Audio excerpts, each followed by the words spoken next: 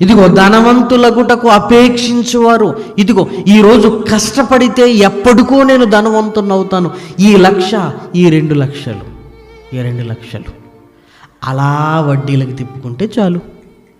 ఇందులో రకరకాలు ఉన్నాయండి. ఇందులో గిరిగిరి గిరిగిరట. ఏంది గిరిగిరి? అబ్బా, అంటే ఇక ఇచ్చినోడు మన చుట్టే తిరుగుతుంటాడు అనమాట. గిరిగిరి అంటే మనం వదిలిపెట్టాడు, ఇంకా వలేసాడు కదా, ఇంకేం వదిలిపెడతాడు?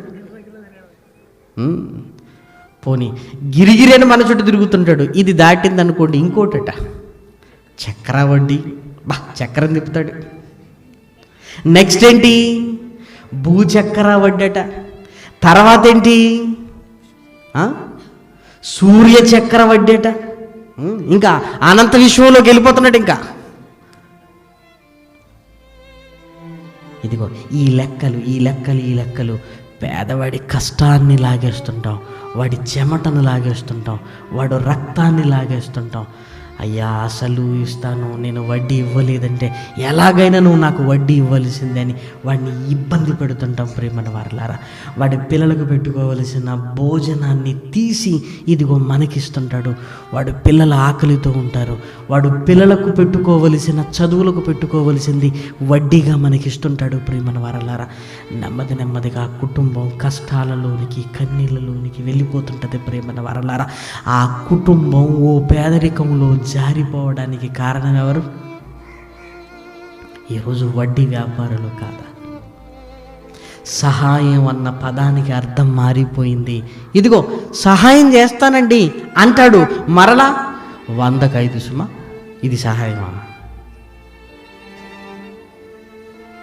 ఇది సహాయమా? సహాయం అన్న పదానికి అర్థం మారిపోయింది. ప్రియమైన వారలారా, ఒకప్పుడండి ఇచ్చే బదులు ఇదిగో 10,000 తీసుకో, మరలా నువ్వు ఉన్నప్పుడు 10,000 ఇవ్వు. చేయి బదులు మంచితనం. ఒరే మనం ఆదుకోవాలిరా, మనం ఆదుకోవాలి. మనం ఆదుకోకపోతే ఎలా? మన ఊరుడు కదరా, మన కుటుంబం కదరా అని మంచి భావాలు ఉండేటివండి. మంచి భావాలు ఉండేటివి. ఆ రోజుల్లోనండి పెద్దలు మాట్లాడుతున్నప్పుడు ఇంకా ఆశ్చర్యంగా ఉంటుంది. కాగితాలు ఎక్కడి నాయన, మా రోజుల్లో ఏదో మాట మీద ఇచ్చేసాం, మాట మీద తిరిగి తీసుకున్నాం. స్టాంపు పేపర్లు, కాగితాలు, వేలిముద్రలు. ఎందుకు? వాడి ఆస్తులన్నీ జప్తు చేయడానిక? మనకు తెలుస్తుంటుంది వాడు ఇవ్వలేడు అని తెలుస్తుంటుంది, అయినా ఎలాగైనా రాబట్టుకోవాలి. ఎందుకు? ఆ డబ్బు పిచ్చి వచ్చేసింది. 1,00,000 2,00,000 అయ్యాయి, 2,00,000 3,00,000 అయ్యాయి. సరిపోతుందిలే అనే ఆశ ఉండదు. ప్రియమైన వారలారా, ధనవంతుడికి ఎంతున్నా ఇంకా కావాలి కావాలి కావాలి కావాలి. ఇచ్చేవాడికి ఎన్ని సమస్యలు వస్తాయో తీసుకున్న మనకు కూడా అన్ని సమస్యలు ఉంటాయి. ప్రియమైన వారలారా, ఏమండి ఈ వడ్డీ వ్యాపారం, ఈ అప్పు ఇవ్వటం, అప్పు తీసుకోవటం అంత మంచిది కాదు. ప్రియమైన వారలారా, బైబిల్ గ్రంథంలో దేవుడు చాలా సందర్భాలలో మనల్ని హెచ్చరించింది. మరణపు ఊరి అది, మరణపు ఊరి. ఇదిగో సాతానుడు మరణపు బలము కలిగిన వాడుగా ఇదిగో నెమ్మదిగా అందులోనికి మనల్ని తీసుకుని వెళుతున్నాడు. ప్రియమైన వారలారా, అనారోగ్యానికి ఏదో అప్పు చేసావంటే అర్థం ఉంది, పిల్లల చదువు కోసం ఏదో చేసావంటే అర్థం ఉంది, కానీ ఫంక్షన్లకు, విందులకు, వినోదాలకు ఏమంటే అప్పులు చేసావంటే అసలు అర్థమే లేదు. ప్రియమైన దేవుని పిల్లలారా, ఇదిగో ఒకసారి చేసి తీర్చగలిగావంటే అమ్మయ్య మరలా వెళ్ళకుండా నేను చూసుకోవాలి ఏముంది అని ఈజీ అయిపోయి 1,00,000 2,00,000 3,00,000 4,00,000 5,00,000 6,00,000 తీసుకోగలుగుతాం. ప్రియమైన వారలారా, నీళ్ళలా ఖర్చు అయిపోతే వడ్డీ పెరుగుతుంటుంది. ప్రియమైన వారలారా, ఏం చేయాలో అర్థం కాదు. చివరికి నెమ్మదిగా వలలో చిక్కుకుంటాం. ప్రియమైన వారలారా, బైబిల్ గ్రంథంలోనికి వెళ్ళి చూడగలిగితే ఎన్నిసార్లు దేవుడు మనల్ని గద్దిస్తూ రాయబడిన మాటలు చూడండి. యెహెజ్కేలు గ్రంథం 18వ అధ్యాయము 8వ వచనం. యెహెజ్కేలు గ్రంథం 18వ అధ్యాయము 8వ వచనం. వడ్డీకి అప్పు ఇయ్యకయు, లాభము చేపట్టకయు, అన్యాయము చేయకయు. ఇదిగో అన్యాయము, నువ్వు వడ్డీకిచ్చి వాడి కష్టాన్నంతా దోచుకుంటున్నావు. ఎవరైనా తీసుకున్నది మరలా ఇవ్వగలిగే స్థితి అందరికీ ఉంటుంది ప్రియమైన వారలారా. అందరూ ఇబ్బంది పడేది ఎక్కడో తెలుసా? ఈ వడ్డీ ప్రియమైన వారలారా. మన ఒక సోదరుడు చాలా నిరాశ నిస్పృహలతో మాట్లాడుతూ, అన్న హెచ్డిఎఫ్సిలో 7 లక్షలు తీసుకున్నానన్నా. తీసుకున్నారా? మళ్ళీ ఇచ్చేసారా బ్రదర్ అంటే, 4 సంవత్సరాల నుంచి కడుతున్నానన్నా. ఇదిగో ఇంచుమించు ఇప్పటికీ 5 లక్షలు కట్టానన్నా అంటున్నాడు. అంటే ఇంకా మిగిలింది 2 లక్షలే కదా అంటే నవ్వి, ఈ 5 లక్షలు వడ్డీ అన్న అంటున్నాడు.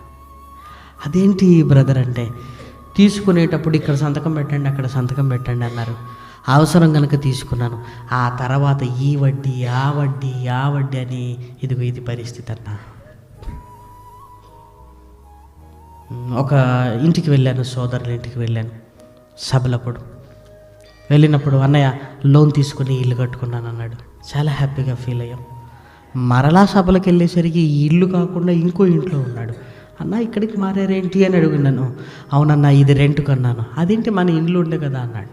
అప్పుడు ఏమన్నాడంటే, ఏం లేదన్నా లోను పెట్టి ఇల్లు కట్టుకున్నా, లోన్ తీర్చడానికి ఇల్లు అమ్ముకున్నా అన్నాడు. అంతే.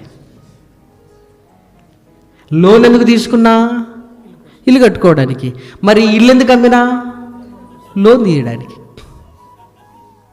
అదేంటంటే, అమ్మో అన్నయ్య మీరు కూడా ఇల్లు కడుతున్నారని విన్నాను, అప్పు మాత్రం చేయకండి అన్న అని మంచి సలహా ఇచ్చాడు. ఎందుకు పరిస్థితి ఇదే. అంటే చివరికి ఎలా అయిపోతుందో చూసారా?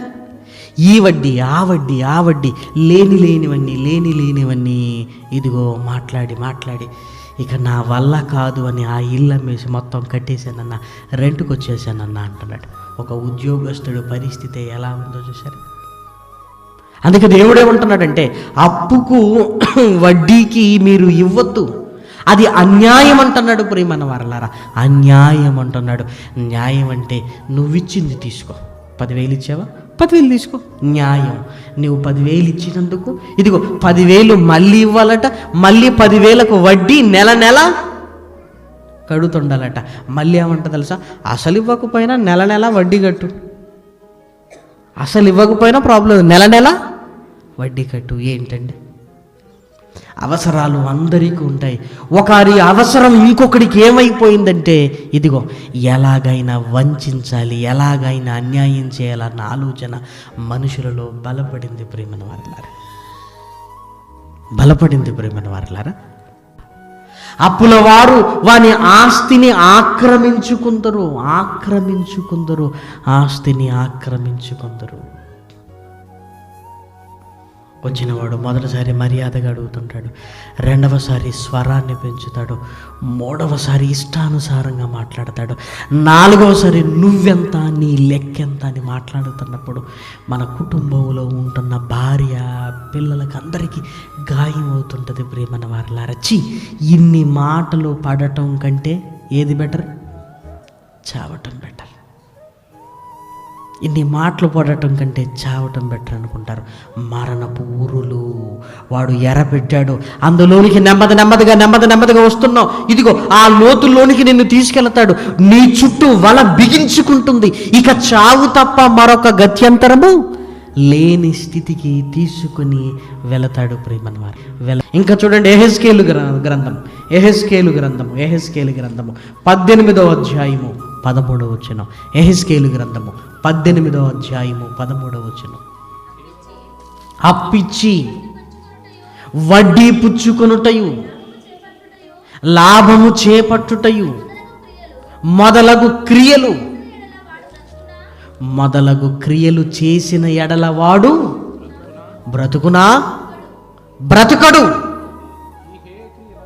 ఈ హేయ క్రియలన్నీ చేసెను గనుక అవశ్యముగా వాడు మరణము. ఏ శిక్ష? మరణ శిక్ష. ఎందుకు? ఏహమైన కార్యములు. ఏవి హేయమైన కృత్యములు, కార్యములు అన్నాడు?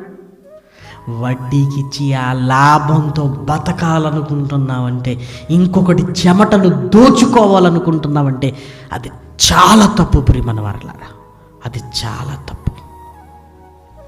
అది చాలా తప్పు ప్రియమైన వారలారా. దేవుడు వారిని ఊరుకోడు ప్రియమైన వారలారా. మరణ శిక్ష.